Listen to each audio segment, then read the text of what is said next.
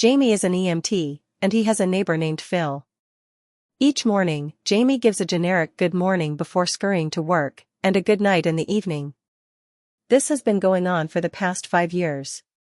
The two are practically strangers, even though they have lived next to each other for 5 years. Over the course of 2 weeks, Jamie notices that Phil has been complaining of chest pain, shallow breathing, and sweating profusely. Each day it is the same routine. Jamie says, "Hey Phil, good day," and Phil responds by explaining what he is experiencing. Jamie replies, "Well, be careful with that, Phil," and then goes about his day. A week later, Jamie notices something different. He has not seen Phil that morning or that night. Jamie goes to bed, wakes up, and still does not see him. This continues for 2 days. On the 3rd day of not seeing Phil, Jamie goes to Phil's house and finds him lying on the ground. He immediately checks for a pulse and, miraculously, Phil has a faint one. Jamie begins CPR and calls 911. EMTs arrive, Phil is transported quickly to the hospital, and his life is saved. Later, a news reporter runs a story on how Jamie saved Phil's life. During the first interview, they ask Jamie all kinds of questions about Phil. How long have you known him? What does he do? Does he have family nearby? Jamie pauses. His answers are short. We've been neighbors for 5 years. That is all he can offer. He realizes he does not know anything more. During a later interview, Jamie and Phil sit side by side.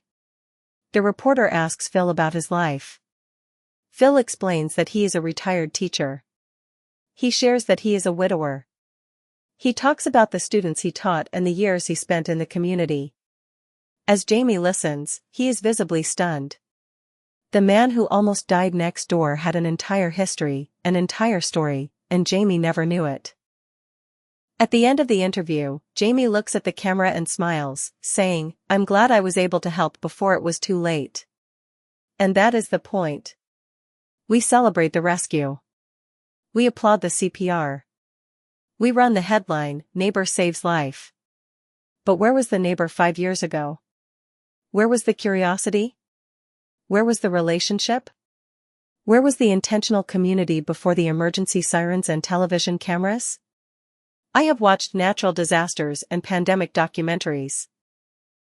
One thing is certain, everyone eventually brags about how people came together. We may not support each other when life is good, but we support each other when it is too late or when disaster strikes. We say it with pride, we might not always get along, but when it counts, we show up. As if tragedy is the only thing powerful enough to make us human toward one another. A hurricane, tornado, pandemic, shooting, or economic collapse should not be the reason we finally learn our neighbor's name. It should not take loss, death, sickness, or destruction for us to act like a community. There is nothing wrong with rebuilding together after a storm. That is beautiful. But do not let a camera and catastrophe be the reason you decide to love the people next door. Community should not be formed out of shared devastation alone.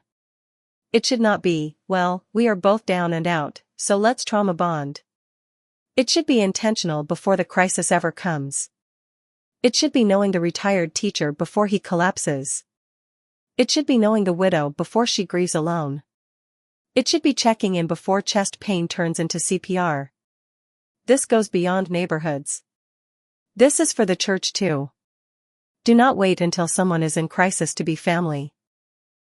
Do not wait until someone is hospitalized, divorced, bankrupt, exposed, or broken to suddenly say, "We are here for you." Be prayerful and proactive. Operate with God's authority and permission, yes, but do not confuse passivity with patience. Love is not reactive only when disaster strikes. Scripture does not tell us to love only in emergencies. Galatians 6 verse 10 says, "As we have therefore opportunity, let us do good unto all men, especially unto them who are of the household of faith." Opportunity is not limited to catastrophe. It includes ordinary days. Hebrews 10 verses 24 to 25 says, "And let us consider one another to provoke unto love and to good works, not forsaking the assembling of ourselves together, but exhorting one another." That is proactive. That is intentional. That is before the fall, not only after. Romans 12 verse 15 tells us to rejoice with them that do rejoice, and weep with them that weep. Notice it says both. Not just weep. Rejoice too. Be present in the good seasons, not only the funerals and hospital rooms. 1 Peter 4 verses 8 to 10 says, "Above all things have fervent charity among yourselves.